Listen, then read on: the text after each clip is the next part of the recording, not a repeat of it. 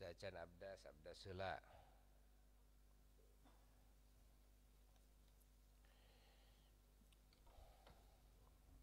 Assalamualaikum warahmatullahi wabarakatuh.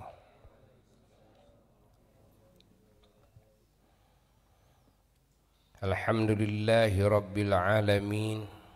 Wa afdalus salati wa atammut taslim ala sayyidil awwalina wal akhirin sayyidina wa nabiyyina wa maulana Muhammadin wa ala alihi wa sahbihi wa tabi'in wa tabi'it tabi'ina lahum bi ihsan ila yaumiddin wa la hawla wa la quwwata illa billahil aliyyil azim. Amma ba'd, fa ya ibadallah usikum khususan usi nafsi al-mudhnibah bitaqwallah faqad fazal muttaqun.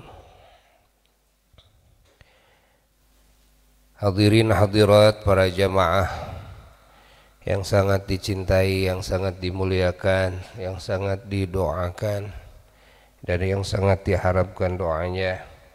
Semoga kita selalu dijaga oleh Allah dari segala kejelekan zahir dan batin, dari segala musibah, dari segala fitnah, dari segala penyakit, dari segala wabah, dari segala kerugian, dari segala kehinaan, dari kemunduran, dan juga dari godaan syaitan, dari kejelekan hawa nafsu, dan dari tipuan dunia, juga dari kezaliman makhluk dan dari jelek-jeleknya takdir.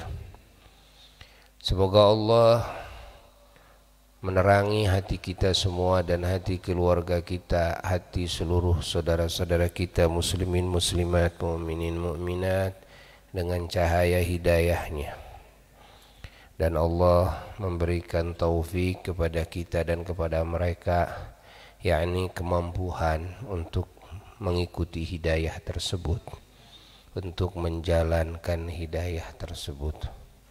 Semoga Allah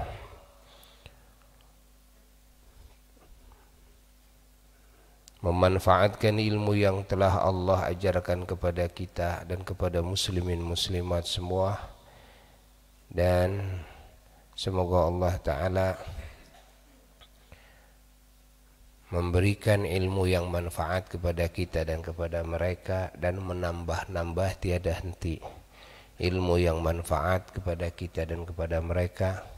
Semoga Allah menghujankan kasih sayangnya, keberkahannya kepada kita dan kepada mereka. Semoga Allah mengampuni segala dosa-dosa kita dan dosa-dosa keluarga kita, dosa-dosa orang tua kita, leluhur kita, guru-guru kita, sampai ke atasnya, dan semua murid-murid kita sampai akhirnya, dan semua saudara-saudara kita, ahli kampung kita, ahli negeri kita, seluruh muslimin muslimat, mu'minin mu'minat dimanapun berada dan kapanpun berada. Dan semoga Allah subhanahu wa ta'ala memanjangkan umur kita dan umur mereka, terutama para ulama kita, para habaib kita. Semoga Allah panjangkan umurnya dengan penuh keberkahan, ditambah-tambah rahmat dan keberkahannya, ditambah-tambah cahaya dan asrarnya, dan ditambah-tambah tinggi derajatnya.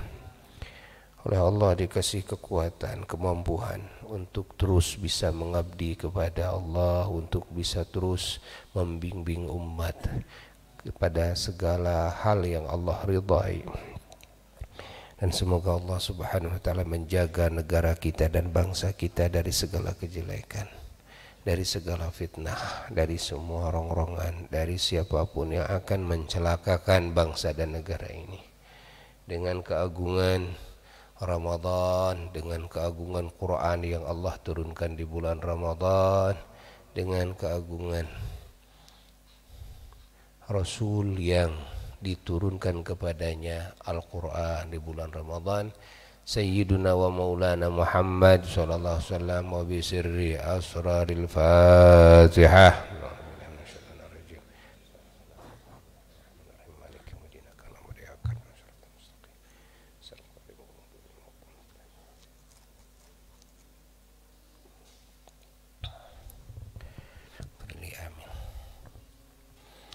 Alhamdulillah, kita oleh Allah dipanjangkan umur kita sampai saat ini dengan kesehatannya, dengan kekuatannya, dengan kesadarannya, terutama dengan hidayahnya dan taufiknya yang tiada henti. Alhamdulillahirabbil alamin. Kita diberi kekuatan oleh Allah kepada amalan-amalan yang Allah ridhai. Bukan cuma dikasih petunjuk saja, tapi juga dikasih taufik, kekuatan. Hidayah dan taufik ini berbeda. Hidayah ini petunjuk, taufik ini kemampuannya dalam mengikuti petunjuk itu. Namun kadang makna hidayah ini menggabungkan antara petunjuk dengan taufiknya. Ya, seperti dalam firman Allah, ihdinas siratal mustaqim. Dan juga dalam firman Allah yang lainnya, ihdinas siratal mustaqim, ya, artinya ya Allah berikan kami petunjuk dan taufiknya, yakni petunjuk dan taufiknya. Makna hidayah di sini petunjuk kepada hati kita kepada Allah sehingga hati kita mengenal Allah. Petunjuk kepada hati kita kepada Rasulullah SAW sehingga hati kita mengenal Rasulullah SAW. Petunjuk kepada hati kita kepada segala hal yang diperintahkan oleh Allah harus diketahui oleh kita, ya. Petunjuk kepada hati kita kepada keyakinan, keimanan, kan? Kepada Allah, kepada Rasulullah SAW, kepada hal yang diperintahkan oleh Allah harus diimani, diyakini. Petunjuk kepada hati kita kepada Allah, kepada Rasulnya Sallallahu Alaihi Wasallam, kepada mencintai Allah dan Rasulnya, mengagungkan Allah dan Rasulnya, tunduk kepada Allah dan Rasulnya, dan juga mencintai, mengagungkan kepada segala hal yang diperintahkan oleh Allah harus diagungkan, harus dicintai. Juga petunjuk kepada hati kita kepada ilmunya, ilmu wahyu, ya, ilmu Quran, dan juga penjabaran Quran yaitu sunnah Rasulullah Sallallahu Alaihi Wasallam, dan juga yang dijabarkan lagi oleh para ulama-ulama Allah dalam fatwa-fatwanya, ijtihad-ijtihadnya, dan juga nasihat-nasihatnya, arahan-arahannya, yang semuanya merupakan makna daripada Al-Quran dan Sunnah Allah. Dan juga petunjuk kepada hati kita kepada pengamalannya dengan benar. Ini yang dimaksud dengan hidayah plus taufik, ya, dan banyak ayat Quran yang berbicara hidayah. Di antaranya man jahada fina lanahdiyannahum subulana. Mana lanahdiyannahum subulana, siapa yang berjuang di kami. Man jahada fina, siapa yang berjuang fina di kami. Nah, firman Allah, berjuang di kami, yakni berjuang di dalam memperjuangkan segala yang diridhoi oleh kami, segala yang diperintahkan oleh kami, ya. Berjuang di dalam membangun keimanan kepada kami, keislaman kepada kami, ihsan kepada kami. Berjuang di dalam mentaati semua aturan-aturan kami. Ya, berjuang di dalam mencari ilmu kami, mengamalkannya dan menyebarluaskannya. Ya. Berjuang di dalam melakukan semua perintah kami dan menjauhi semua larangan kami. Baik perintah itu yang wajibnya, yang sunnahnya, juga larangan itu yang haramnya dan yang makruhnya. Berjuang di dalam menjadikan semua yang mubah menjadi ibadah, imam menjadi wajib, wa imam menjadi sunnah. Nah ini makna fina. Manjahada fina, ini makna fina. Baik perjuangan itu ya terlebih dahulu adalah memperjuangkan kita sendiri, maupun yang kedua adalah yang lain, yang lebih dekat, keluarga, qu anfusakum wa ahlikum, keluarga kita ya yang terdekat, ya tetangga kita yang terdekat, sahabat-sahabat kita itu yang terdekat, yang dekat dengan kita. Al-aqrab fal-aqrab, mana yang lebih dekat, terus semakin menyebar. Ini makna manjahada fina, makna fina ini. Lanahdiyannahum subulana.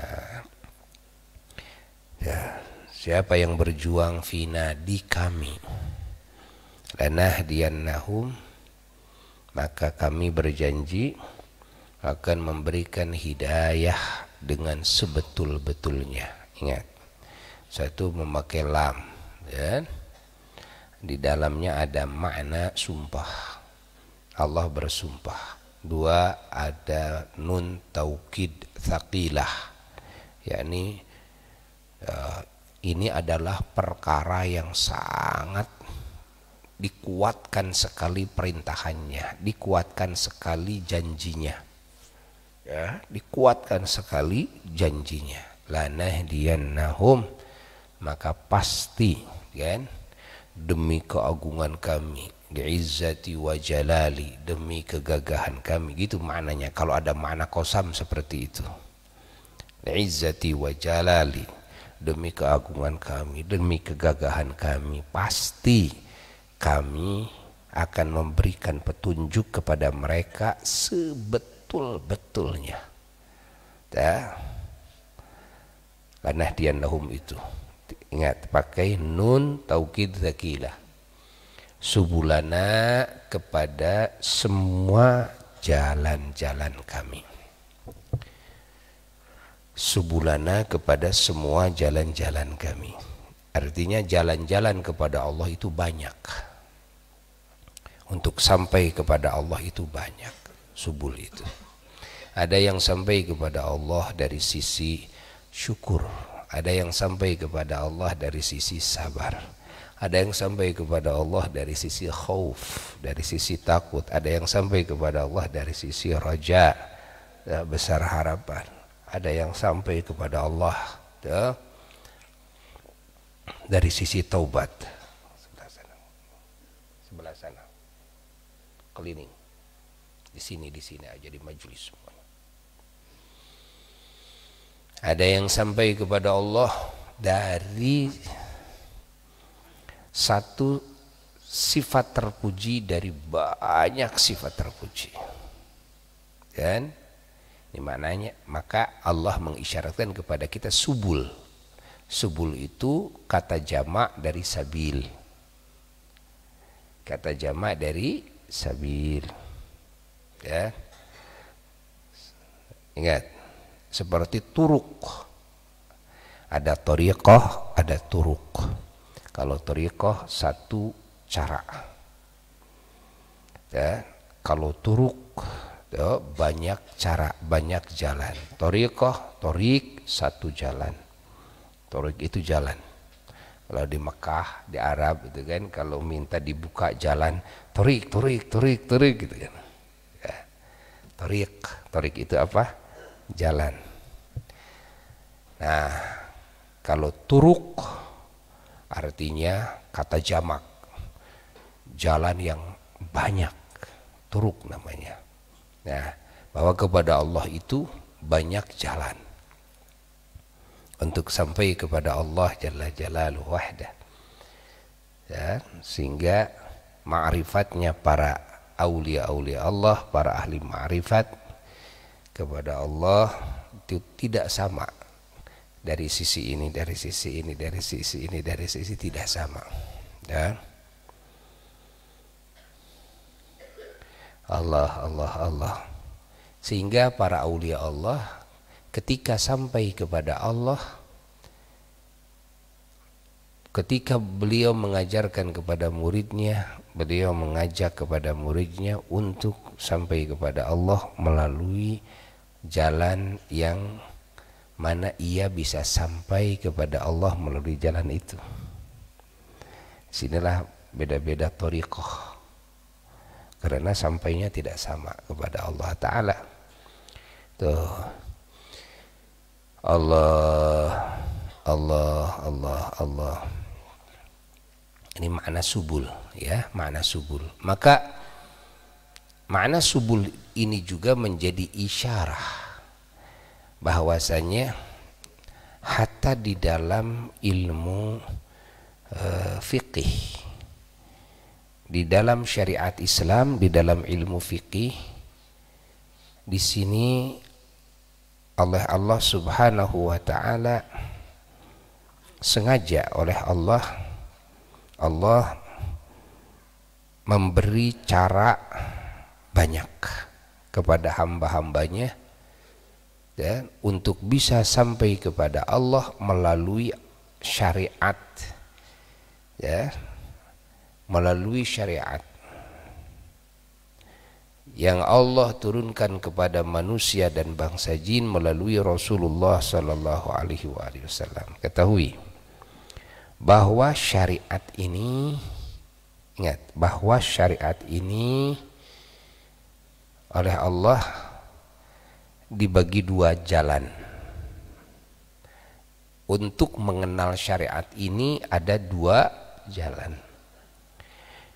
Yang pertama, Allah kasih jalan yang jelas, ya, Allah kasih jalan yang jelas.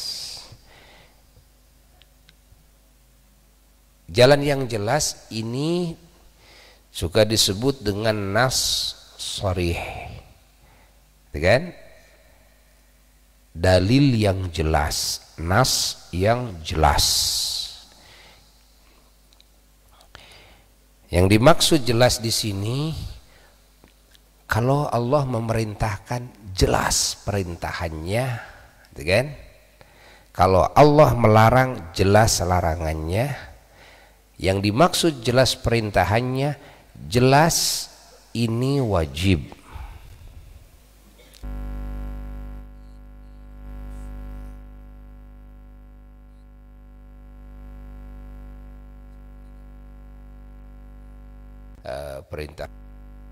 Perintahan saum Ramadan, kutiba alaikum siyam. Bahasa kutiba ini adalah furidha, difardukan, kan?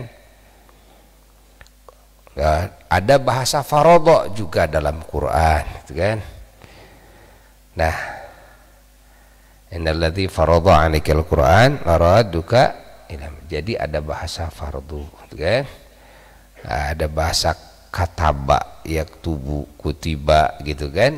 Ini dalam Quran. Nah, mana yang masuk wajib? Lalu ada yang masuk sunnah. Itu tapi jelas. Begitu pula dalam hadis. Nasun sharih, nasnya jelas. Jadi kalau nas jelas ini nggak perlu ijtihad, nggak ribet. Ulama nggak puyeng-puyeng untuk menentukan ini masuknya wajib, ini masuknya sunnah. Ini ulama nggak ribet-ribet. Nah, kenapa? Karena nasnya jelas. Begitu pula di dalam larangan. Ada jelas haram, kan? Hurrimat alaikumul maitatu, hurrima, kan? Haram Allah. Jadi bahasanya haram itu dijelaskan oleh Allah dalam Quran, kan? Atau dengan bahasa naha, ya, dijelaskan dalam Quran dan dijelaskan dalam hadis. Dijelaskan dalam hadis. Ada lagi yang dijelaskan dalam hadis seperti makruh, kan? Dijelaskan, nasnya jelas bahwa ini masuknya makruh. Jadi para ulama, ya, menyikapi syariat yang dasarnya Quran hadisnya nassun sharih, nas yang jelas, semua enggak ribet. Inilah cara Allah yang pertama. Ini cara Allah yang pertama. Ya. Ini satu thoriqah, thoriq. Lalu ada lagi cara Allah yang kedua. Apa cara Allah yang kedua? Allah Subhanahu wa ta'ala menyerahkan kepada hamba-hambanya yang beriman, yang menguasai keilmuan, kan? Ilmu Quran dan ilmu sunnahnya Rasulullah Sallallahu Alaihi Wasallam, menguasainya. Maksud menguasai bukan hanya menghafal Quran, bukan hanya menghafal hadis, kan? Karena menghafal Quran, menghafal hadis, walaupun jutaan hadis, belum tentu bisa menghasilkan buah pemikiran dan pemahaman. Tidak. Anak kecil bisa hafal, bisa, kan? Antara menghafal lafaz dan memahami makna lain, kan? Antara mengetahui terjemahan dan mengetahui murad. Apa murad? Yakni yang dimaksud, kan, oleh kalimat ini, oleh kata ini, apa sih yang dimaksud, kan? Maka di sini akan beda antara nas dan antara mafhumun nas. Antara nas dan antara mafhumun nas. Banyak orang yang hanya tahu nas. Ini yang terjadi sekarang akhirnya, karena dia cuma tahu nasnya saja, terjemahan nas itu tahu, tapi dia tidak tahu mafhumnya nas, sehingga dia gampang membidah-bidah yang lain. Dan maulid jadi bid'ah, peringatan Isra Miraj bid'ah, itu kan? Tawasul bid'ah, tahlilan bid'ah, jadi segala bid'ah nanti.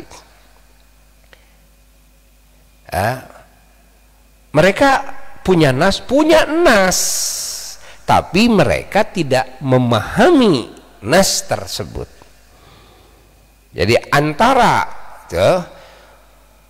mengetahui nas dan mengetahui apa pemahaman-pemahaman yang terkandung di dalam nas ini jauh berbeda.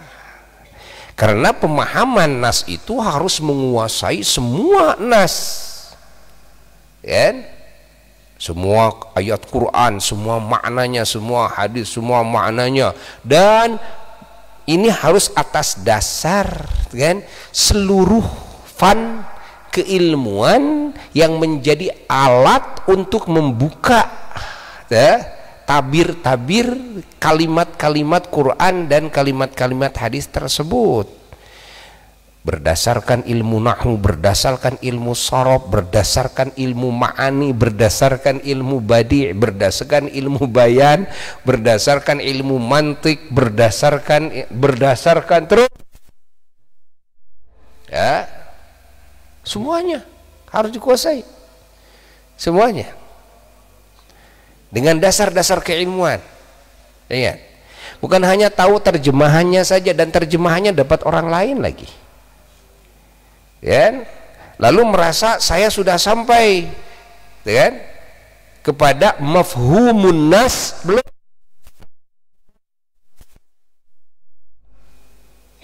Dan bahwa ayat ini dengan ayat ini sebetulnya ini bisa ada yang berbenturan dohirnya, ya kan?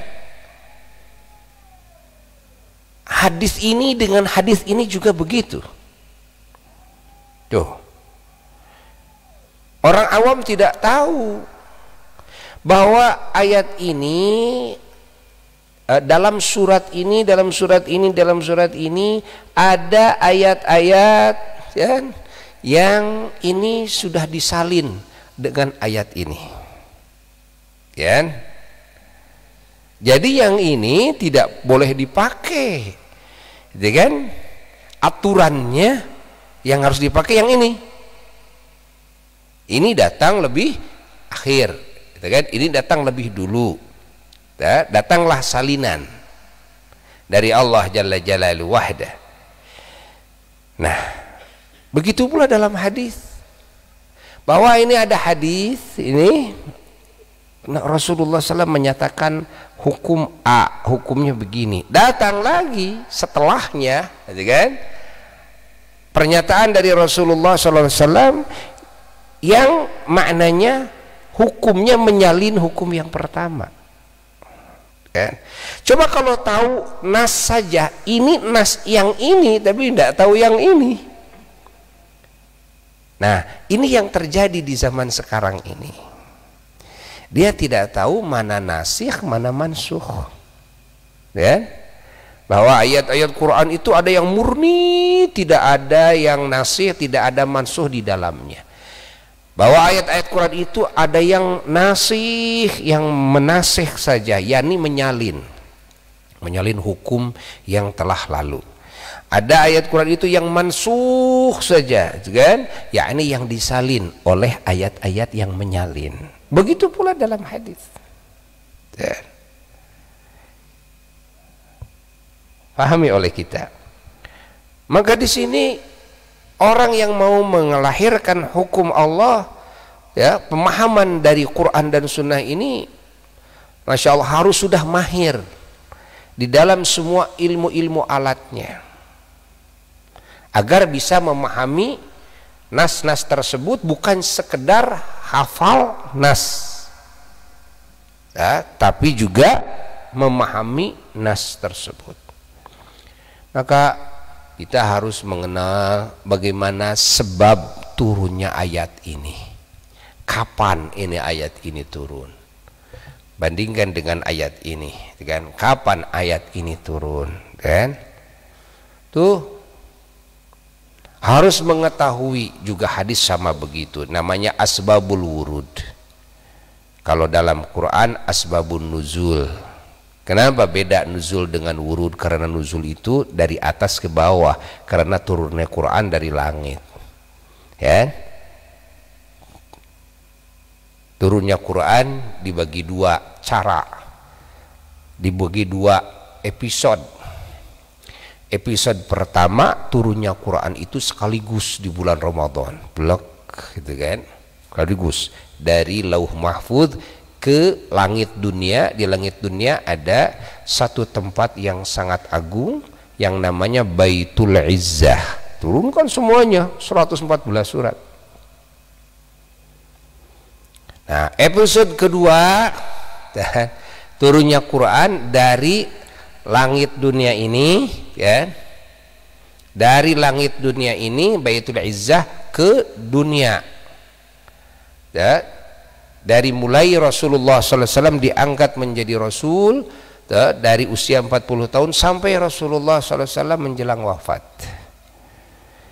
ya, selama 13 tahun di Mekah, 10 tahun di ketika mukim di Madinah, selama 23 tahun. Terus dicicil sesuai dengan kejadian-kejadian yang Allah kondisikan dan Allah kasih jawabannya. Yang ini nanti akan menjadi contoh sampai hari kiamat. Segala yang terjadi di zaman Rasulullah SAW berikut jawabannya, ini akan menjadi jawaban yang terus, jawaban ini relevan sampai hari kiamat. Ya kan? Ada yang pas dengan contohnya kejadian itu, ada yang mirip-mirip. Nah, yang pas tinggal kembali kepada contoh, jawabannya sesuai dengan jawaban waktu contoh kejadian di zaman Nabi. Ada yang mirip, kias namanya. Begitu. Agak jauh. Ada bayi. Nah, kias namanya, ya. Artinya dikias-kiaskan. Ini kejadian ini nggak ada di zaman Rasulullah SAW. Ini membutuhkan juklak hukumnya, kan? Tapi contoh di zaman Nabi begitu diteliti dari masa kerasulan Nabi dari pertama sampai wafat, adakah juklak ini? Nggak ada, kan? Nggak ada. Coba, adakah kejadian di zaman sahabat Nabi? Nggak ada, sehingga nanti ada ketentuan. Adakah kejadian ini di zaman tabi'in? Adakah kejadian di zaman tabi'in? Ternyata tidak ditemukan. Gimana ini caranya ini? Caranya, kalau yang mirip-mirip, kiaskan kepada yang lebih mirip. Ini adanya kias. Maka kias itu tentu pasti wajib menjadi rujukan hukum, menjadi asas. Ya, siapa orang yang menafikan kias, ya, maka tidak mungkin dia bisa menentukan juklak hukum. Kenapa? Karena alasannya kejadian-kejadian dan setelah kenabian itu, masa kenabian itu banyak kejadian-kejadian yang tidak ada, ya, yang sama dengan kejadian-kejadian yang terjadi di zaman Rasulullah Sallallahu Alaihi Wasallam. Kalau yang sama, tinggal ya jawabannya juga sama, kan? Itu ayatnya, ini hadisnya. Tapi kalau tidak sama, nah kemana kita? Nah, bagaimana menghasilkan aturannya, kan? Juklak hukumnya bagaimana? Sementara juklak hukum harus ada. Maka ya, di sini perlu kias. Maka semua ulama fuqaha pasti menjalankan kias, mau tidak mau. Tidak mungkin, ingat, tidak mungkin ada ulama fuqaha di madhab manapun yang tidak menjalankan kias. Tidak mungkin. Kenapa? Kalau tidak menjalankan kias berarti akan ada, ya, kehidupan yang tidak ada juklak hukumnya nantinya. Ya kan? Mau menentukan juklak hukum, kemana arahannya ini? Ya kan? Salah satu contoh, ya, salah satu contoh, sapi, kan? Jelas ada juklak hukumnya dalam zakat sapi. Tapi kerbau ini beda. Kerbau sapi, kan? Coba lihat. Lalu kita menentukan kerbau ini wajib zakat enggak ya? So, mau disebut tidak harus ada alasan, kan? Mau disebut wajib zakat juga harus ada alasan. Intinya harus ada juklak hukum. Ya. Namun ketika kita melihat bahwa di zaman Rasulullah Shallallahu Alaihi Wasallam, Rasulullah tidak membahas tentang kerbau, kan? Yang adanya adalah apa? Ya sapi. Nah, ini kerbau, banteng, mirip ke mana? Mirip ke sapi, kan? Maka wajib nanti dikiaskan. Ya, kiaskan kerbau ini ke sapi, kan? Nah, seperti itu contohnya, contoh kecil saja. Ya, contoh kecil saja. Allah. Faham? Ya. Tuh. Ini yang menjadi sebab terjadinya sekarang banyak orang yang langsung menghafal Quran dan hadis dan terjemahannya tahu, namun tafsirnya tahu, tapi tidak tahu mafhum. Ingat, tidak tahu mafhum daripada nas tersebut. Sekarang yang nasnya tidak jelas, perintahan ada, tapi nggak tahu ini masuknya ke wajib apa ke sunnah karena tidak jelas. Masuknya ke haram apa ke makruh, kan? Nggak mungkin lah orang awam bisa menentukan, jangankan orang awam, ulama saja puyeng. Karena hati-hati nih, hati-hati. Kita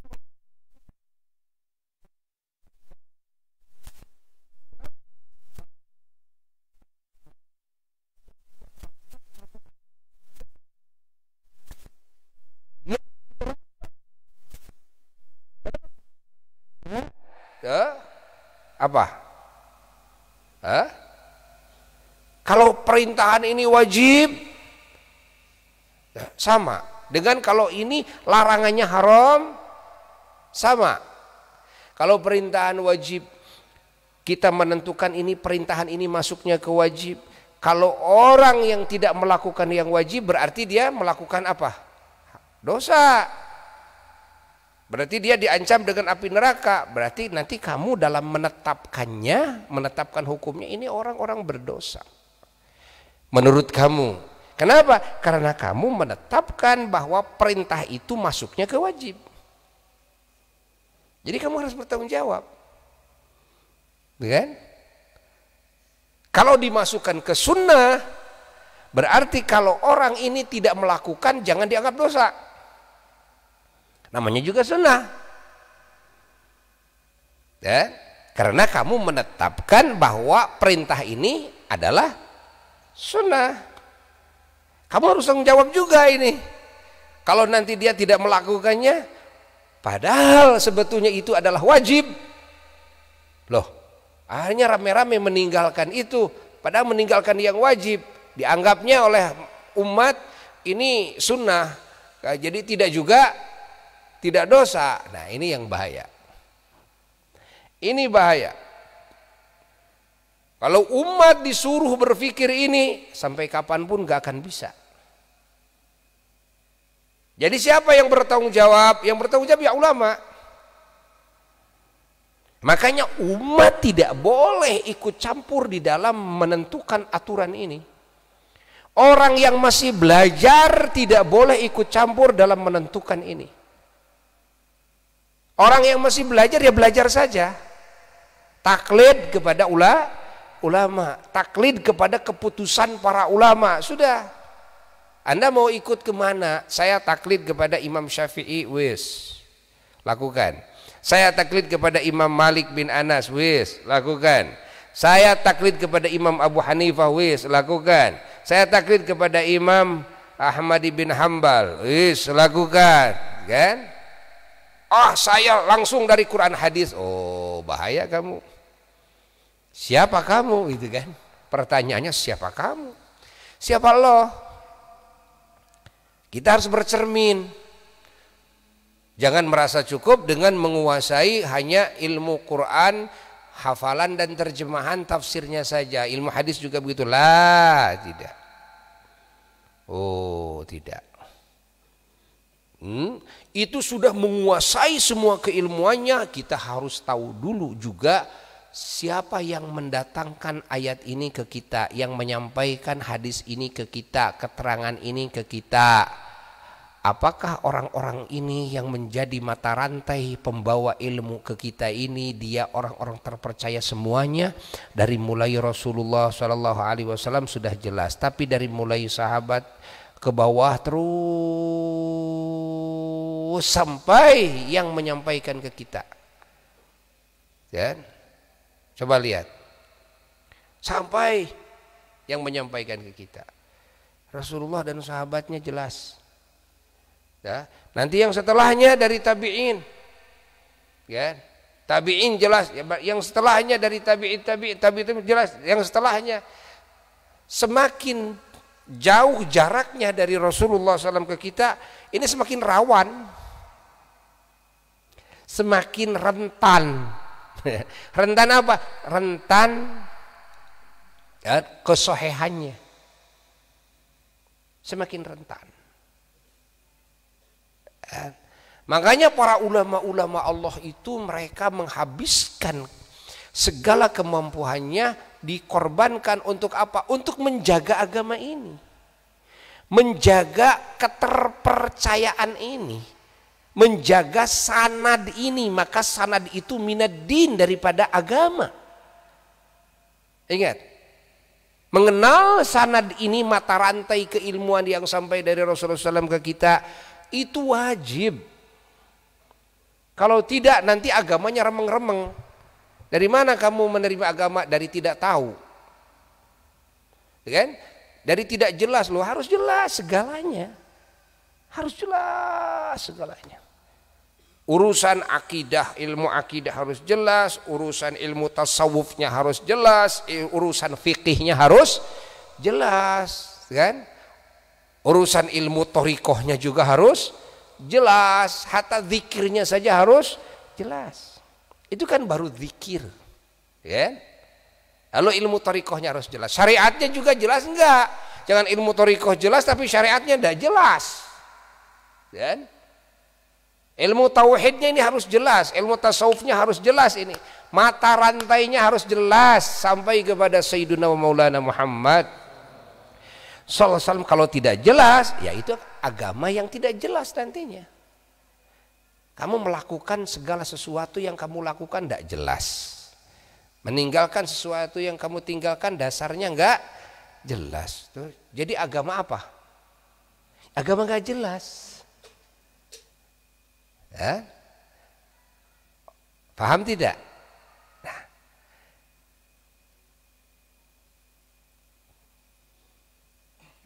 tidak harus semua umat Islam tahu, enggak, ya. Tapi minimal ada ulama-ulama yang terpercaya. Karena kalau semua umat Islam ini harus tahu, menunggu semua tahu, kapan jadinya, ya kan? Ya, kapan jadinya? Nantinya jadi ahli neraka semua, kan? Masa yang masuk hanya ulamanya saja? Tidak. Tidak. Jadi kebanyakan umat Islam cukup dia percaya teguh kepada ulama. Yang penting dia menemukan ulamanya dulu. Ulama yang mausukun bih, ulama yang thiqah, ulama yang terpercaya dulu. Sudah ketemu ulama yang terpercaya, kan?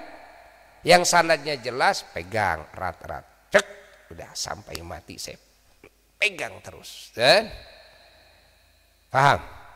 Nah, ini. Tapi kan saya juga mau tahu. Oh, kalau mau tahu, kamu harus ngaji. Belajar dulu. Di masa kamu belajar, maka tidak mungkin kamu bisa ijtihad sendiri dari Quran, dari hadis. Di masa belajar, kamu harus taklid dulu. Mau tidak mau, wajib taklid itu hukumnya. Kalau tidak, kamu ngawur. Kenapa ngawur? Kamu kembali kepada Quran hadisnya, kamu nggak benar nanti karena nggak berdasarkan ilmu yang benar.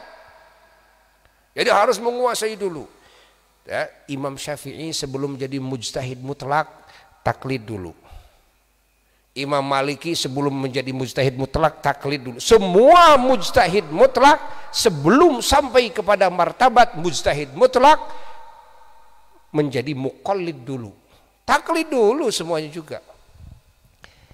Ya, setelah menguasai seluruhnya, ya, setelah sampai kepada level, ya, sebagai mujtahid mutlak, nah baru di sini dia melepas apa? Melepas wajibnya ketaklidan, wajibnya taklid.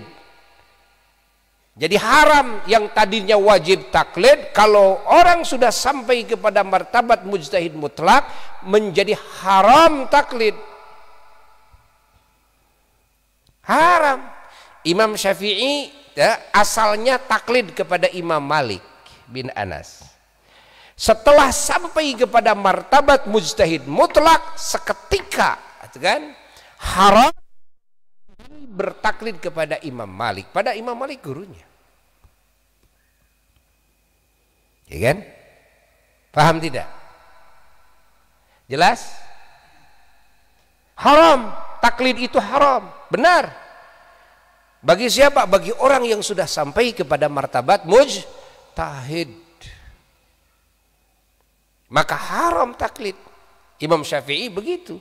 Lalu siapa yang bisa menilai seseorang itu sudah sampai kepada martabat mujtahid mutlak atau belum? Bukan dirinya, tapi harus mujtahid yang sebelumnya. Dan mujtahid yang sebelumnya diadvis, ya, diadvis oleh mujtahid yang sebelumnya. Seperti Imam Syafi'i juga begitu. Mulai beliau kan ijtihad sendiri, lepas daripada taklid kepada Imam Malik dan kepada siapapun setelah dinyatakan oleh gurunya, ya, bahwa Imam Syafi'i dinyatakan sudah sampai kepada martabat mujtahid mutlak sehingga harus taklid sendiri, ya, diharamkan taklid kepada siapapun. Maka mulailah lahir ada buah ijtihad yang berbeda antara Imam Syafi'i dan Imam Malik bin Anas. Di masa Imam Malik masih hidup. Mulai. Nah, langsung kan munadharah dengan Imam Malik. Imam Syafi'i munadharah dengan Imam Malik. Setiap masalah yang di sana ada berbeda mukhalafah antara Imam Syafi'i dan Imam Malik, langsung oleh Imam Malik dipanggil, langsung oleh Imam Malik munadharah dengan Imam Syafi'i. Dan subhanallah, kita melihat di dalam manaqibnya Imam Syafi'i yang disusun oleh Al-Imam Baihaqi, bagaimana munadharahnya Imam Malik dengan Imam Syafi'i dengan Imam Malik. Ternyata banyak masalah-masalah yang sudah ditetapkan hukumnya A oleh Imam Malik ketika Imam Syafi'i sudah sampai kepada martabat mujtahid mutlak. Lalu masalah-masalah tersebut ternyata dibedai oleh ijtihadnya Imam Syafi'i. Lalu diskusi munadharah antara Imam Malik dan Imam Syafi'i. Lalu Imam Malik menetapkan bahwa Imam Syafi'i yang unggul. Subhanallah. Jadi keunggulan Imam Syafi'i ini dinilai oleh Imam Malik. Dinilai. Jangan dianggap bahwa Imam Syafi'i su'ul adab kepada gurunya, kok beda pendapatnya. Oh enggak. Kan? Seperti jangan dianggap Imam Ahmad ibn Hambal beda dengan Imam Syafi'i, padahal Imam Syafi'i gurunya Imam Ahmad. Jangan berkata seperti itu. Ya. Kenapa begitu? Karena berbeda keadaannya dengan kita. Kenapa beda? Ya, kita nggak ada lepas daripada guru, terus taklid saja kita mah. Karena kita itu nggak sampai kepada martabat mujtahid mutlak. Jadi dari setelah Imam Syafi'i ke bawah itu kan, Imam Ahmad ke bawah itu. Oh, sulit di mana-mana di muka bumi ini ulama yang sampai kepada mujtahid mutlak, sehingga kalau nggak sampai-sampai ya taklid terus. Kalau taklid ya jangan beda. Kalau beda nanti kamu suul adab, kamu harus tanggung jawab sendiri, kan? Kalau di masa itu, masya Allah, masa keilmuan yang luar biasa tuh. Memang begitu di masa itu, sampai kepada martabat mujtahid mutlak lepas. Lalu berbeda, masya Allah, berbeda, tetap saling menghargai satu sama lain, dan ini menjadi menjadi kekayaan di dalam pemikiran, dan ini menjadi tambahan solusi bagi umat. Kumaha tambahan solusi bagi umat? Begini. Ya, yang tadinya ini berat dengan pemikiran ini ada pemikiran yang tidak memberatkan, kan? Akhirnya ini menjadi solusi bagi ini yang berat pemikiran ini, kan? Kalau memakai pemikiran ini ada mentok. kalau pemikiran ini bisa lancar nih, gitu kan? Akhirnya bisa ngambil pemikiran yang ini. Semuanya jadi rahmat. Perbedaan pendapat di antara para imam mujtahid menjadi rahmat bagi umat. Nah, ini yang dimaksud dengan subul. Di antaranya yang diisyaratkan dengan kata subul ini, di antaranya adalah di sini. Ya, di antaranya. Karena Allah Subhanahu wa taala ya menurunkan syariat ini lalu memberikan cara kepada hamba-hambanya untuk mengenal syariat ini dengan dua cara. Satu dengan cara nas sharih, nas yang jelas. Kedua dengan cara nasnya tidak dijelaskan oleh Allah, baik wajibnya atau sunnahnya, haramnya atau makruhnya, enggak dikasih jelas. Kalau udah kasih jelas, maka ini dibutuhkan berpikir. Siapa yang berpikir? Ulama. Untuk apa berpikir? Untuk menentukan apakah perintah ini kepada wajib, apakah ini kepada sunnah, apakah larangan ini kepada haram, apakah larangan ini kepada makruh, agar jadi jelas. Kan? Jadi memperjelas yang belum jelas. Ini harus ahli. Kalau tidak ahli, ceroboh, bahaya. Yang sesungguhnya ini wajib malah disebut sunnah, yang sesungguhnya sunnah malah disebut wajib, yang disebut haram disebut makruh, yang disebutnya makruh disebut haram. Fahami oleh kita, ya. Nah, dari sisi nas yang tidak jelas, sengaja oleh Allah dibegitukan, kan? Allah memberi ruang kepada hamba-hambanya, yakni ulama-ulama yang ahli dalam ijtihad, untuk berpikir, untuk berijtihad menentukan ingat, hukum melalui ijtihadnya masing-masing. Dari ijtihad masing-masing ini lahirlah dua lagi. Satu adalah lahir ketetapan yang mujma' alaih, yang ijma', sepakat semua ahli ijtihad semuanya dalam menetapkan hukum ini A, hukum ini B, gitu kan? Namanya ijma', kan? Mujma' alaih. Lalu yang kedua, ingat, yang kedua ada yang memang ikhtilaf, berbeda pendapat antara mujtahid dengan mujtahid. Baik antara mujtahid mutlak dengan mujtahid mutlak lain, seperti antara Imam Malik dan Imam Syafi'i, Imam Ahmad dan Imam Abu Hanifah, maupun di antara satu madhab itu sendiri, seperti dalam madhab Syafi'i, ulama Syafi'iyah juga, ulama yang bermadhab Syafi'i juga, Syekh Anu berbeda pendapat dengan Syekh Anu, sama-sama madhab Syafi'i. Ya? Paham? Paham? Ingat. Ada yang disebut ijma', ada yang disebut ittifaq. Apa bedanya ijma' dengan ittifaq? Ya, bedanya ijma' dengan ittifaq, ijma' itu semua ulama mujtahid sepakat semuanya. Ulama mujtahid mutlak semuanya sedunia sepakat, tidak ada yang beda. Nah, kalau tidak boleh ada umat Islam yang menyalahinya. Siapa yang menyalahi kesepakatan para ulama mujtahid, nuwallihi ma tawalla jahannam, Allah mengancam, ingat, akan memasukkan kepada neraka jahanam. Ini yang bertolak belakang dengan ijma'. Apa bedanya dengan ittifaq?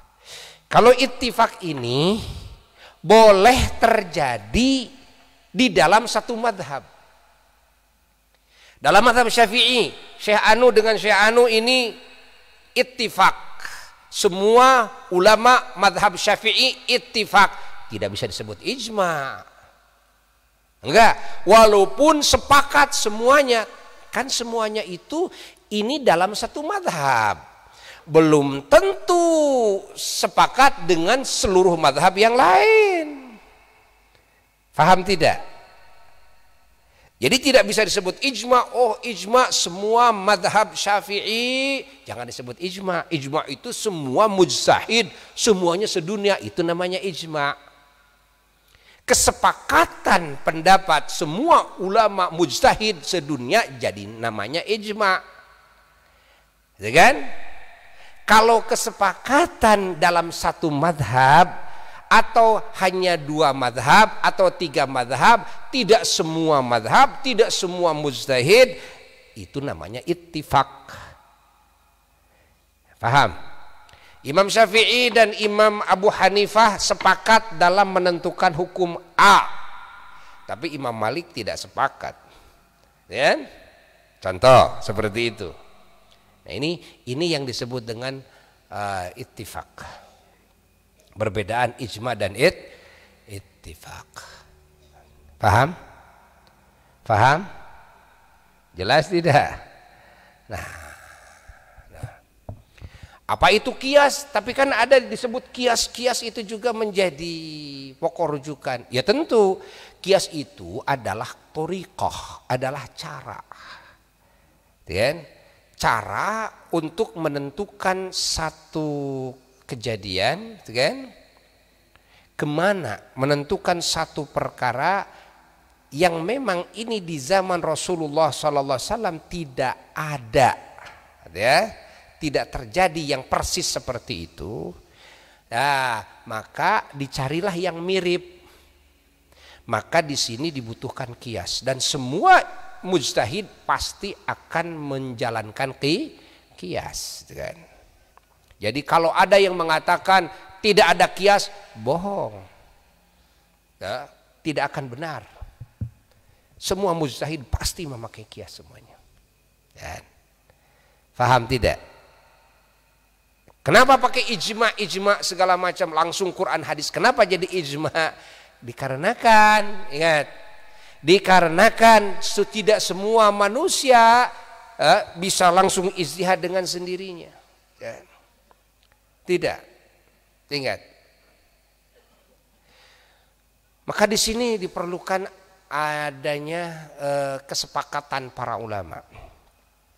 Kesepakatan para ulama ini, kalau kesepakatan semua mujtahid disebut apa? Ijma. Kalau kesepakatan sebahagian mujtahid disebut ittifaq. Paham? Paham tidak?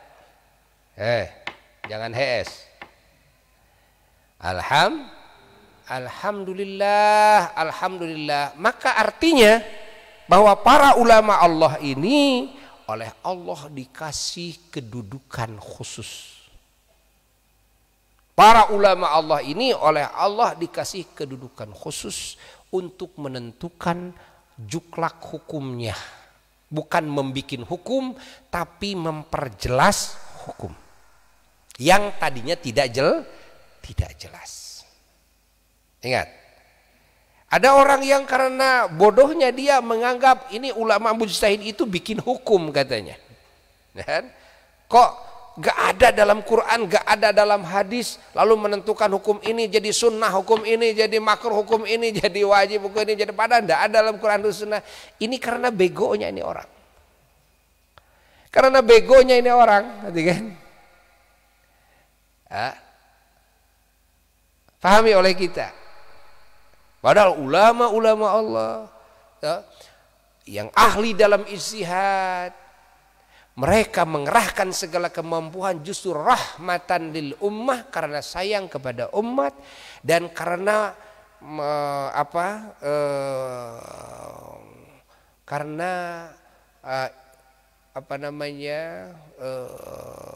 benar-benar di dalam menjalankan tugas Allah Jalla Jalaluhu. Ini tugas Allah dan juga sayang kepada semua manusia. Kalau ulama-ulama ahli ijtihad tidak ada yang ijtihad, ini celaka ini umat. Ya, bisa ngawur nanti amalannya, melakukan apapun, meninggalkan apapun, tidak ada dasar hukum-hukum yang jelas dari Quran dan Sunnah. Ya. Allah, Allah, Allah, Allah, Allah, Allah, Allah, Allah, Allah. Paham? Alhamdulillah. Alhamdulillah. Alhamdulillah. Maka segala hal bagi kita karena kita di masa kita mustahil menurut apa? Menurut adat. Bukan menurut akal. Menurut akal mungkin saja, ya. Menurut syarak juga mungkin saja. Tapi menurut adat mustahil. Bahwa di masa kita ada mujtahid mutlak seperti Imam Syafi'i, seperti Imam Malik, seperti Imam Ahmad, ya, mustahil. Maka tidak ada cara bagi kita jika ingin selamat kecuali kita wajib taklid kepada ulama-ulama mujtahid, ya. Nah, kita yang sudah ada dalam lingkungan mazhab Syafi'i, ya, taklidlah kepada al-Imam Syafi'i, kepada para ulama-ulama yang bermadhab Syafi'i, kan, di dalam menentukan halal dan haram, menentukan wajib, menentukan sunnah, menentukan makruh. Lalu andai kata nanti ada berbeda dengan madhab yang lain, jangan kaget, nggak usah risau dengan perbedaan itu. Paham? Paham? Karena apa? Di zaman sekarang ini, karena bebas orang berbicara, lalu media sosialnya canggih, jadi setiap umat Islam yang bermadhab berbeda-beda pada menyebar luaskan apa? Share, ya. Share apa? Ini share keilmuan. Ini men-sharekan ini men-sharekan ini men-sharekan ini. Lalu orang awam yang kurang faham di semua madhab, ya, yang mana mereka sebetulnya adalah tak muqallid, orang-orang yang taklid, lalu mereka bingung gimana? Ini menurut ulama ini begini, saya dapat share. Menurut syekh ini begini, kok beda ya, kan? Kok beda? Jadi bingung. Nah, Buya sekarang menjelaskan kepada semuanya, umat Islam gak usah bingung. Kalian sekarang taklid kepada madhab siapa? Kalau kalian bermadhabkan Syafi'i, kan, ingat, dengarlah semua ulama yang bermadhab Syafi'i. Yang bermadhab yang lain jangan dijadikan rujukan oleh kalian, kan? Ingat, pendapat-pendapat yang luar daripada mazhab Syafi'i jangan dijadikan rujukan oleh kalian.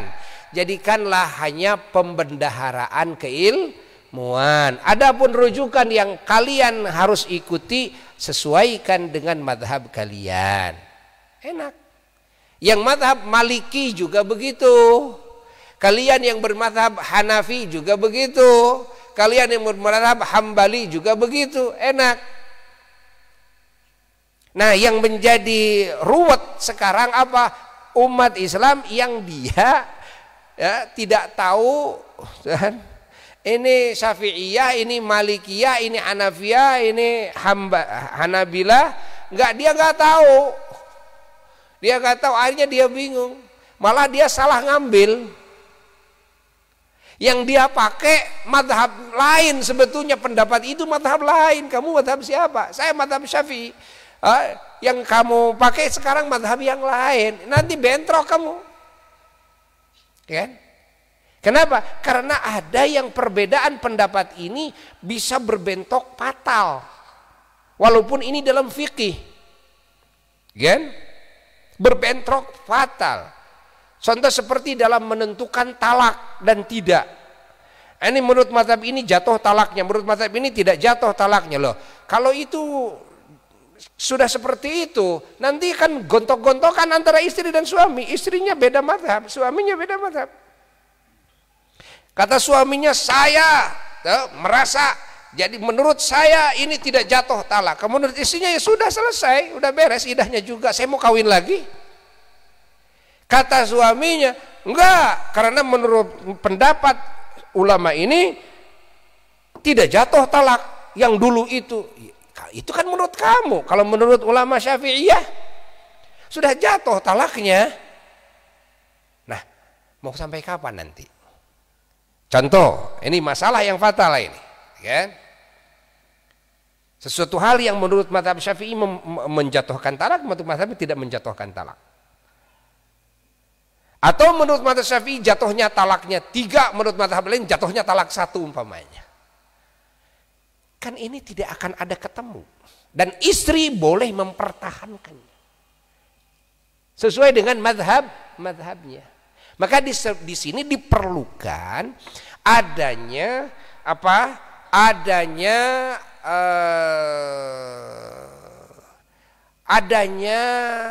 apa namanya?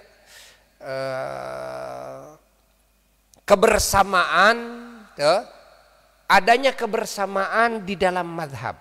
Ini diperlukan sekali. Ingat, adanya kebersamaan dalam mazhab. Suami istri, ayo selaraskan. Ya. Bukan cuma dalam satu rumah saja. Ya. Jadi satu kampung juga diadakan kebersamaan mazhab. Kampung ini umpamanya, kalau sudah mazhab Syafi'i jalankanlah mazhab Syafi'i. Kalau mazhab Maliki jalankanlah mazhab Maliki, kan? Daerah ini, jalankanlah begitu. Nah, kecuali kalau perbedaan mazhab itu ketika kita taklid, boleh kita taklid mazhab Syafi'i kepada mazhab Maliki, tapi dalam hal-hal yang nanti tidak ada perbentrokan seperti tadi. Dan kalau berbentrokan seperti tadi kan mengakibatkan kerusuhan nanti. Dan boleh, tidak apa-apa. Tidak apa-apa. Seperti mana? Seperti dalam zakat. Dalam zakat, dalam mazhab Syafi'i, Indonesia bermazhab Syafi'i mayoritas, banyak yang ketika zakat fitrahnya mengikuti kepada mazhab Hanafi dengan uang, bahwa zakat fitrah dengan bandingannya itu tidak sah menurut 3 mazhab. 1 mazhab Syafi'i tidak sah, 2 mazhab Imam Ahmad tidak sah, 3 mazhab Imam Malik tidak sah. Mazhab Imam Hanifi mensahkan zakat fitrah dengan apa? Dengan bandingannya. Mau dengan sepatu kayak, mau dengan baju kayak, zakat fitrah itu mau dengan karpet kayak, pokoknya seimbang. Dengan apa? Dengan 3 sok itu. Dengan apa? Dengan satu sok, gitu kan? Dengan 1 sok. Pahami? Allah. Zakat fitrah itu berapa? 1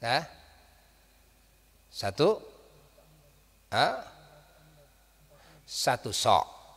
Ya, jadi 1 sok itu berapa mud? 4 mud. Kalau dikilokan, kalau menurut hitungan Indonesia menjadi 2,5 kilo. Itu menurut perhitungan yang paling rendah. Nah, nanti ada ikhtilaf, gitu, ikhtilaf. Ada yang sampai 3 kilo, ada yang 3 kilo lebih sedikit. 1 soknya itu. Nah, pokoknya asal seharga dengan 1 sok. Saya punya sepatu bekas, tanyakan ke loak, harga umum. Berapa? Oh, ini dapat dijual 40.000. Sekarang 1 sok berapa? 1 soknya berapa? Harga beras 2,5 kilo berapa?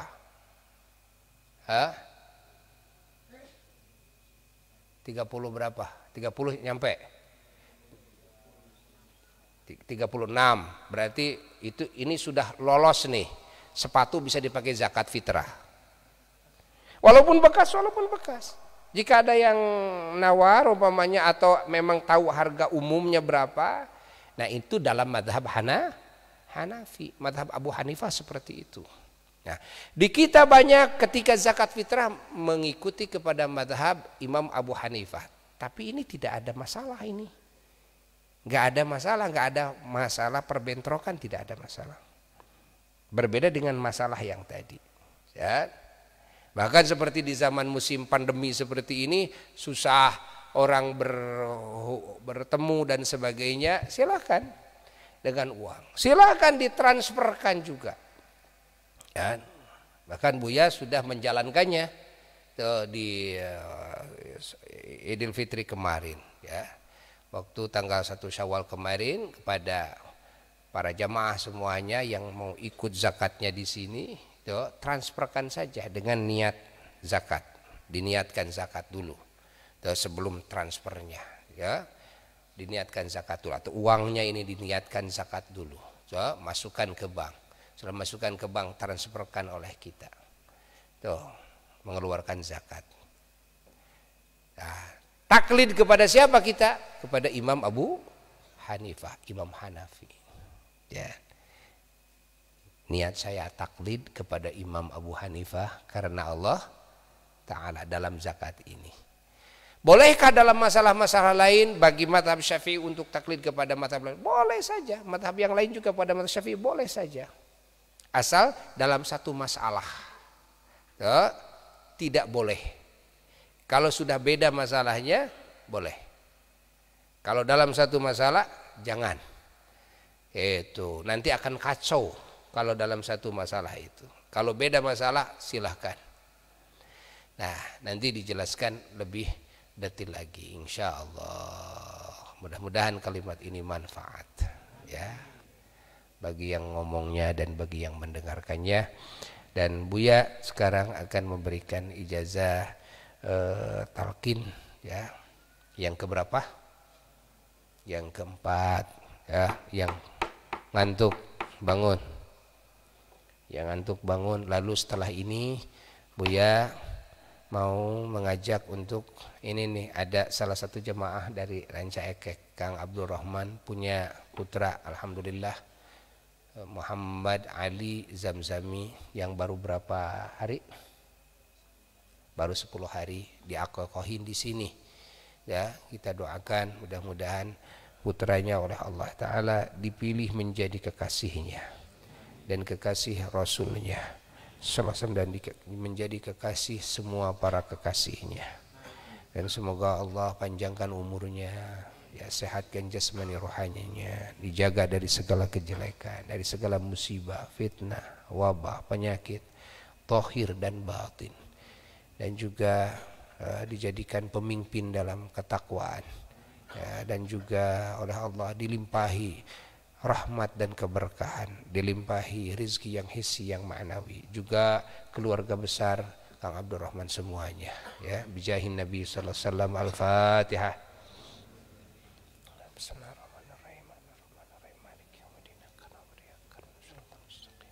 Shiratal ladzina an'amta 'alaihim ghairil maghdubi 'alaihim waladdallin. Rabbi ighfir li. Amin. A'udzu billahi minasy syaithanir rajim. Bismillahirrahmanirrahim. Astaghfirullahal azim. Astaghfirullahal azim. Astaghfirullahal azim. Min kulli dhanbin wa atubu ilaih. Allahumma salli ala sayyidina Muhammad an-nabiyil ummi wa ala alihi wa sahbihi wa sallim. Allahumma salli ala sayyidina Muhammad an-nabiyil ummi wa ala alihi wa sahbihi wa sallim. Allahumma salli ala sayyidina Muhammad an-nabiyil ummi wa ala alihi wa sahbihi wa sallim. Ilahi anta maqsudi wa ridhaka matlubi, a'tini mahabbataka wa ma'rifataka. Qala an-nabiyyu sallallahu alaihi wasallam, afdalu ma qultu ana wan nabiyyuna min qabli la ilaha illallah. Nawaitu dzikra taqarruban ila Allah, afdalu dzikri fa'lam annahu la ilaha illallah.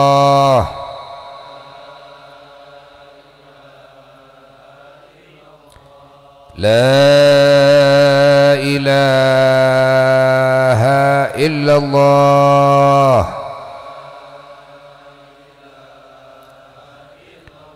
La ilaha illallah.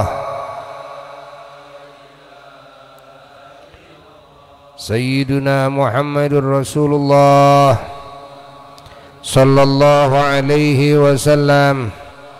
Kalimatu haqqin 'alaiha nahya wa 'alaiha namut wa 'alaiha nub'atsu wa inna insyaallah ta'ala minal aminina birahmatillahi wa karamih. Jazallahu anna sayyidana wa nabiyyana Muhammadan sallallahu alaihi wasallam bima huwa ahluh. Hadratin Nabi Mustafa Rasulullah SAW. Al-Fatihah.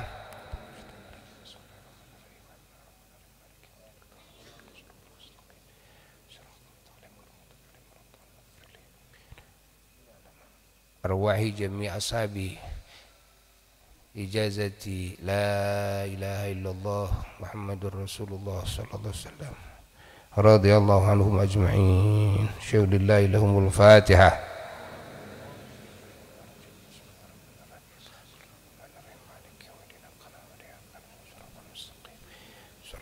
Ghairil maghdubi alaihim waladdallin. Rabbi ighfirli amin. Mana bayinya? Bawa bayinya ke sini. Dicukur, digunting dan di marhaba sama 7 orang saja ya. Innallaha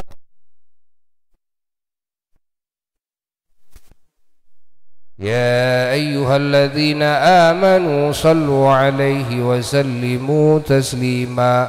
اللهم صل وسلم وبارك عليه وعلى آله وصحبه.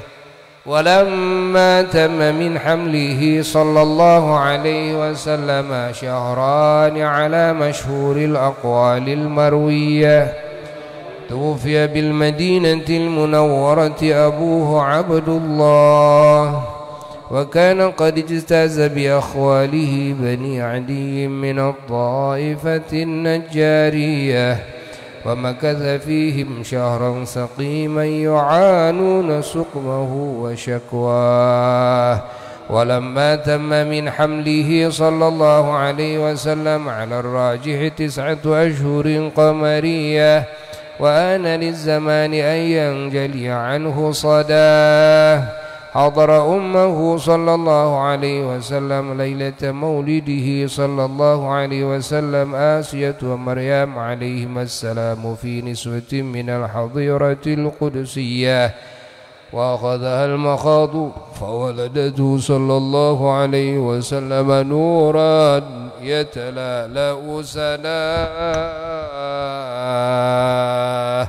يا نبي سلام،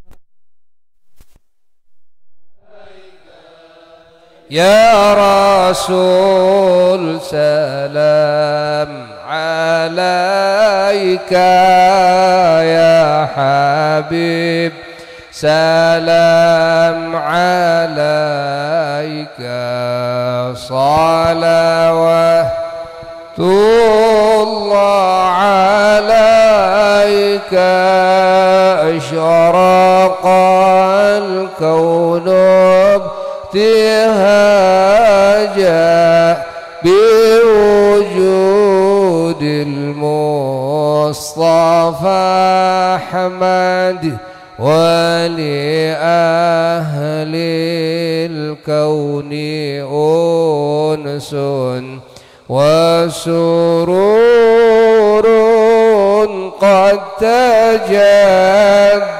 الله يا نبي سلام عليك، يا رسول سلام عليك، يا حبيب سلام عليك.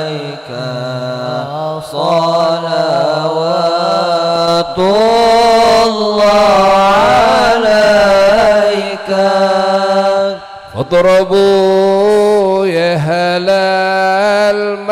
المثاني فهزار اليمن غرد واستضيء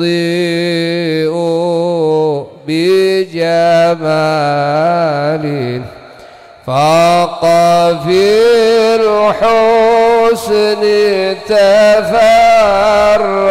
الله يا نبي سلام عليك يا رسول سلام عليك يا حبيب سلام عليك صلوات الله عليك ولنا البشرى بسعد مستمر ليس ينفد حيث أوتينا عطاء جمع الفخر المؤبد. الله يا نبي سلام عليك يا رسول سلام عليك يا حبيب سلام عليك صلوات الله عليك فلرب كل حمد جل أن يحصره العد إذ حبانا بوجود المصطفى الهادي محمد.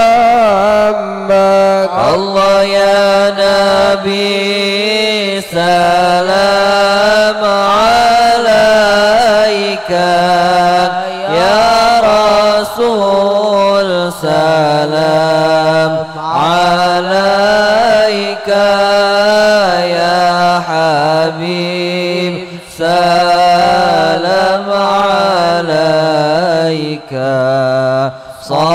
صلوات الله عليك يا رسول الله أهلا بك إنا بك نسعد وبجاهه يا إلهي جد وبلغ كل مقصد. الله يا نبي سلام عليك يا رسول سلام عليك يا حبيب سلام عليك صلوات الله عليك واهدنا نهجا سبيلك كي به نسعد ونرشد. ربي بلغنا بجاهه في جواره خير ما مقعد الله يا نبي سلام عليك يا رسول سلام عليك يا حبيب سلام عليك صلوات الله عليك وصلاة الله إذا غشى شرف الرسل محمد وسلام مستمر كل حين يتجدد الله يا نبي سلام عليك يا رسول سلام عليك يا حبيب سلام عليك صلوات الله عليك صلى الله على محمد صلى الله عليه وسلم صلى الله على محمد صلى الله عليه وسلم صلى الله على محمد صلى الله عليه وسلم صلى الله على محمد صلى الله عليه وسلم صلى الله على محمد صلى الله عليه وسلم صلى الله على محمد صلى الله عليه وسلم صل وسلم وبارك عليه وعلى آله وصحبه الحمد لله رب العالمين. Ada 3 pengumuman saat ini. Yang pertama adalah pengumuman untuk masuk ya, mendaftarkan anak-anaknya mau mondok di sini. Sama Buya dibagi 3 periode. Periode pertama sudah selesai. Periode kedua ya, Buya membuka lagi pendaftaran ke tanggal 10. Jadi diseleksi dari sekarang, silahkan yang mau daftar dulu. Nanti ada pengetesan ya pada tanggal 10 Ramadan ini. Ada pengetesan pada tanggal 10 Ramadan. Lalu nanti periode ketiga ada pengetesan yang kalau yang tidak lulus kemarin boleh ikut lagi ya untuk mengikuti tes yang kedua tanggal 10 Ramadan ini. Lalu yang mau umpamanya tidak masuk, tidak keburu ya pengetesan yang tanggal 10 bisa nanti di bulan Syawal insyaallah ya, ada pengetesan terakhir di bulan Syawal insyaallah diumumkan oleh Buya. Ini yang pertama. Yang kedua bahwa ada jadwal yang perlu kita perhatikan.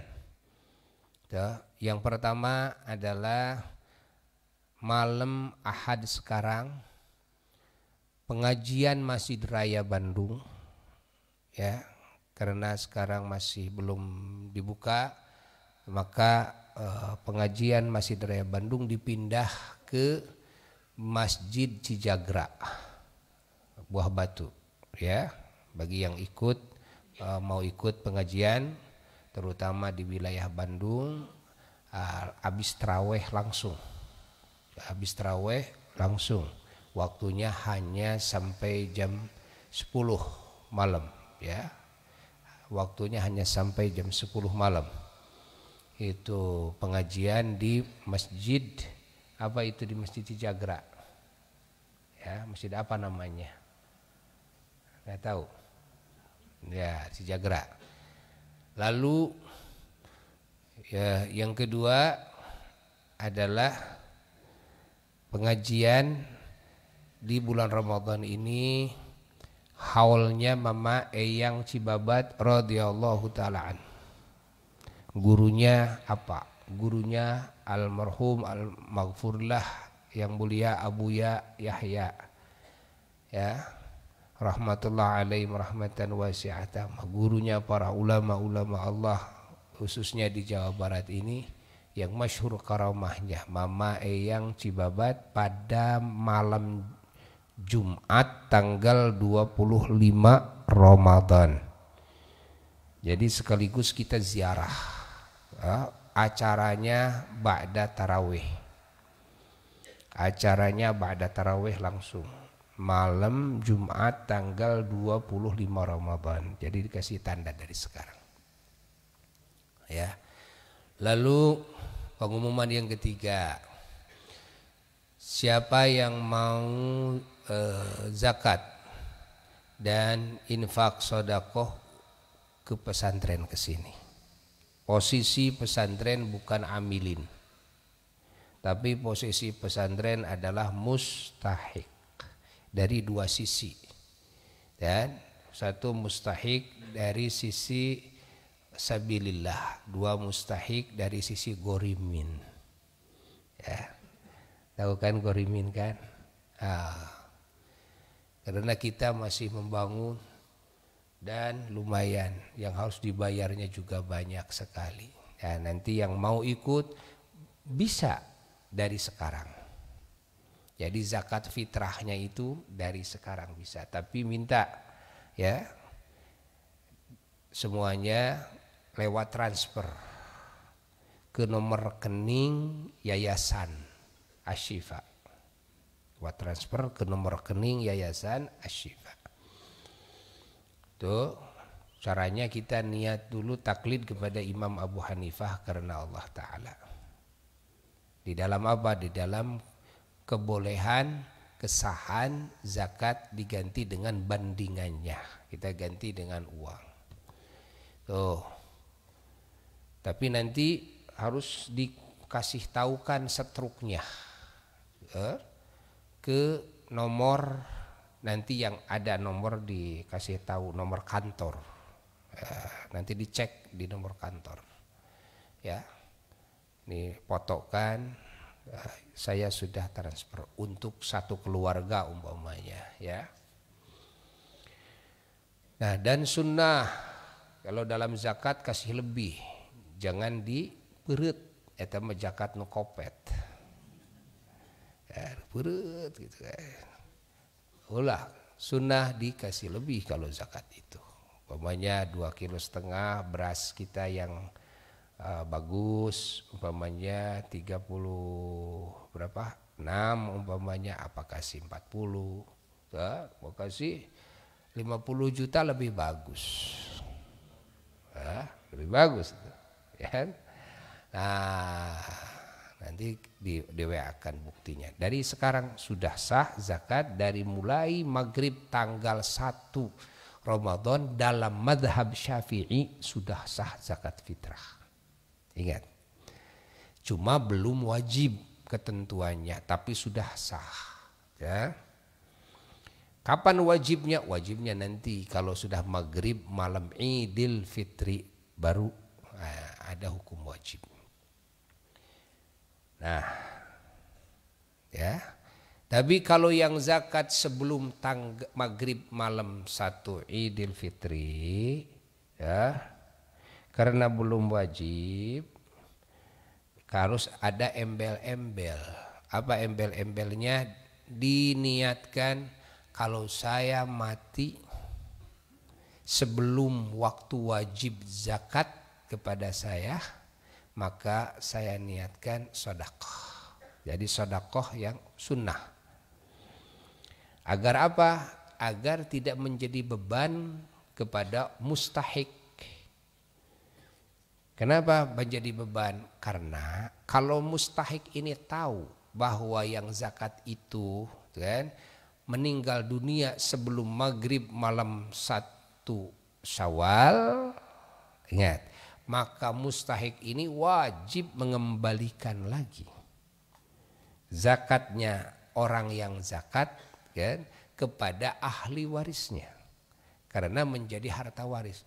Apa enggak jatuh menjadi sedekah? Tidak jatuh langsung otomatis jadi sedekah umum, tidak. Ini menjadi hak waris, wajib dikembalikan lagi. Dan maka minta semua yang zakat sebelum maghrib malam Id diniatkan seperti itu. Kalau saya meninggal dunia sebelum maghrib malam 1 Id, ya, malam 1 Syawal, maka saya niatkan apa? Sedekah umum. Harus begitu, ya. Ini di dalam masalah fikhiyah dalam madhab Syafi'i. Tuh, sekian. Tuh, itu informasi yang kedua. Informasi yang ketiga, kepada para jamaah terutama pemuda nih, ya, pemudi tidak, mak-mak makomo, kakek-kakek tidak, kecuali yang maksa, ya. Yang ketiga apa? Ya, Buya membuka siapa yang mau ikut bakti Ramadan, ya. Ini banyak yang harus kita selesaikan, terutama menggali itu belum selesai, dan juga merapih-rapihkan dan ngecat yang belum selesai, kasih pernis belum selesai. Itu bisa sambil ngabuburit, bisa, ya. Atau saya mau kerja malam aja dah gitu kan, habis taraweh langsung kerja sampai waktu sahur, boleh. Beres mangan sahur pulang, silahkan, ya, tanpa tanpa ditentukan oleh Buya di sini. Silahkan menentukan masing-masing sesuai dengan kelonggarannya masing-masing. Nah, kepada siapa di sini harus lapor, ya. Nanti ditunjuk, ya, yang mengatur di sini, lapor kepada Ustadz Hendi. Ya, Ustadz Hendi lapor kepada beliau, saya malam ini mau kerja. Jadi sudah disiapkan di sini dengan anak-anak di sini, santri khidmah. Kalau yang mau ngechat, mana yang saya harus chat? Ya ini. Kalau mau pernis, mana pernisnya? Mana? Nah, tapi bagusnya bawa jeung chat-chat. Nah, ya itu yang lebih bagus. Alhamdulillah. Mana yang sudah saya gali itu langsung tinggal bae orang kerja gitu kan.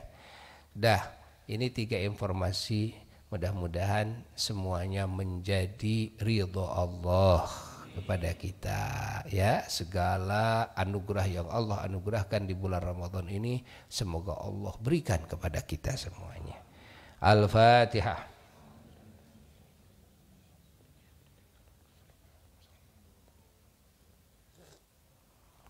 Alhamdulillah.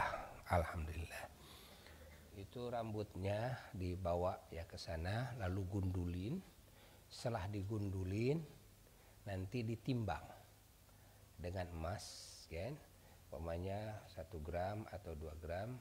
Nah, beli emas, lalu emasnya nanti dihadiahkan, sedekahkan kepada yang lain, ya. Alhamdulillah. Tos. Rabbana anfa'na bima 'allamtana, Rabbi 'allimna alladhi yanfa'una, Rabbi faqihna wa faqih ahlana wa qarabatil lana fi dinina ma'a ahli al-qudri untha wa dzaka, Rabbi wafiqna